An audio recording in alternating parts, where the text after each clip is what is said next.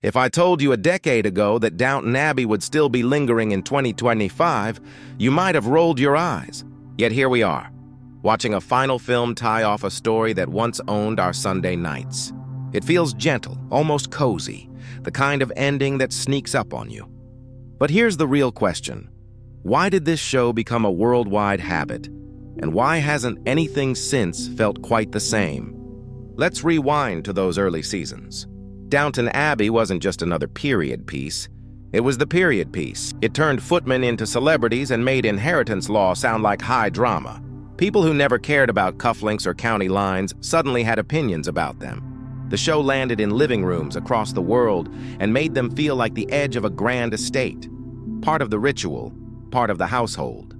If you remember the Mary and Matthew arc, you know what lightning in a bottle feels like. You couldn't look away. Why?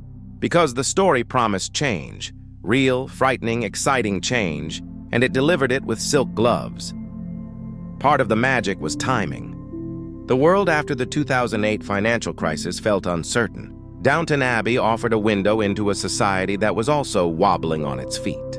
The show starts just before World War I, when the old rules still looked unbreakable. Then we watch those rules bend and sometimes crack. It gave us a soft focus on hard questions. Who gets to rise? Who must hold the line? Who matters when the world reorganizes itself? It let viewers argue about modern inequality by watching a dinner table from a century ago. That's hard to resist. The other part was breadth. The upstairs and downstairs were both alive. This wasn't a series that only loved the aristocrats. The maids, the cooks, the butlers, each had choices to make, secrets to keep, hopes to chase. You could root for anyone, and you often did. Even when the show leaned into gloss, it never forgot the heartbeat of the house, people trying to secure a future in a shifting world. So why does the goodbye feel final? Not just for Downton Abbey, but for a certain kind of TV culture? Because we don't watch the same way anymore. We don't gather, wait, argue, and gasp in sync. We binge at different speeds, on different platforms, and talk in different corners of the internet. The shared drumbeat is gone. Shows arrive, trend for a weekend, and vanish into a recommendation carousel. In that new world, two types of period drama have flourished. One is unapologetically escapist, dreamy, colorful, quick to the kiss, light on the mud. Think string quartets playing familiar pop melodies while gowns twirl and everything looks like a wish. The other is gritty and real, soaked in smoke and hunger and crime, proud of its scars. Both have audiences. Both can be excellent, but neither lives in the warm middle space Downton made its home, where the story is sweet but not empty, serious but not dour, and where the progress of a housemaid can feel as thrilling as the fate of an earl. There's another reason the air feels thinner now. We're media savvy in ways we weren't before. When Downton Abbey lost beloved characters, it felt like the earth shifted under the story. Today we track that sort of change in real time. We know who left and why, what the contracts say, who's show-running next season, and how the marketing looks. Transparency has its virtues, but it also pulls back the curtain. It's harder to surrender to the spell when you can see every wire. You can also feel the shift in the Downton films. They're charming, like a dessert trolley wheeled out after a big meal. But they are lighter, safer, more celebratory than the series at its sharpest. Less about upheaval, more about reunion. That isn't a sin. It's simply a mirror of what many viewers want now. Comfort over conflict, sparkle over stress. It's a lovely farewell, yet it confirms that the show's center of gravity moved, from tension to tenderness, from change to nostalgia. Meanwhile, the industry itself has grown timid. Instead of backing new historical stories with teeth, it often chooses another spin of the classics. You can list them without thinking. Some are beautiful, some are hollow, but most are safe. Safety rarely makes history. And when a new period drama does appear, it too often gets one season, a scattered release, and a quiet cancellation before a crowd can form around it.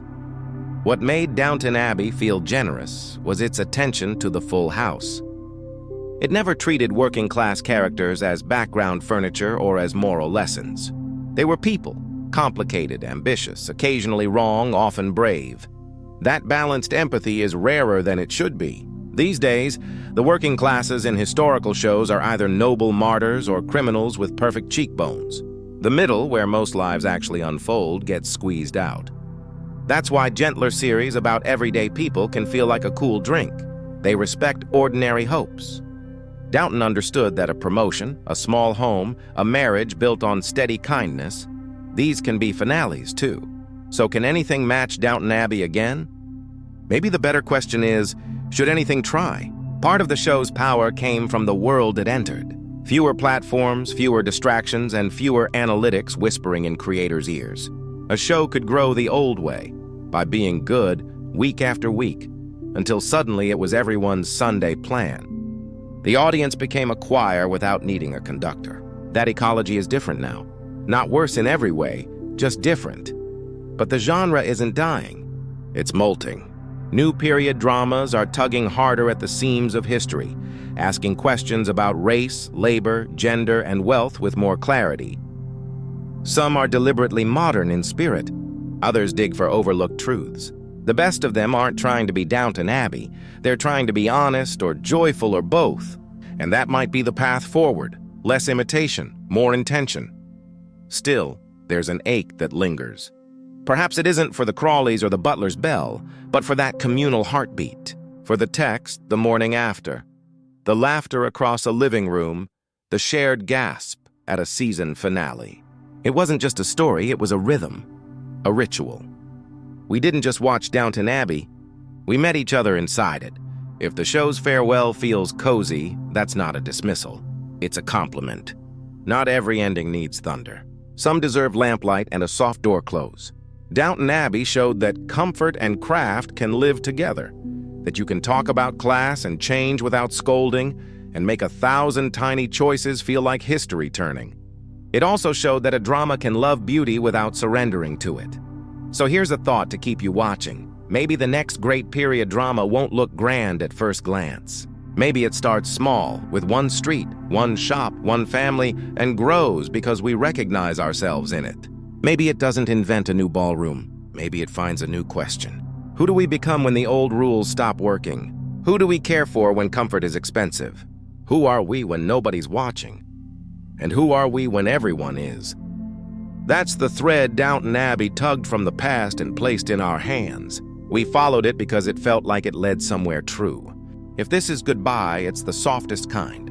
Polite, fond, and final enough to let other stories breathe. Will anything unite us like that again? Possibly not, but there's room for a different kind of togetherness now. Quieter, smaller, found in different corners that still connect. Maybe that's the modern version of a shared Sunday night. Thousands of rooms lit by the same curiosity, reaching for the same feeling in different ways. In that sense, the death of Downton Abbey isn't a funeral. It's a handoff. The house has dimmed its lights, the staff have gone to bed, the family portraits keep their secrets. And outside those gates, other doors are opening, one by one. New stories will step out, some in silk, some in soot, all asking the same old question in a voice that's finally their own. How do we carry our past into the future without breaking what's fragile or forgetting what's worth keeping? If that's where we're headed, I'm ready. I'll miss the theme, the gowns, the gentle arguments at breakfast. But I won't miss the feeling of waiting for one show to save television. It already did that once. Now the best tribute is simple. Let the next story try something brave. Let it choose people first. Let it risk being tender. And when it finds its moment, quietly, suddenly, perfectly, we'll know.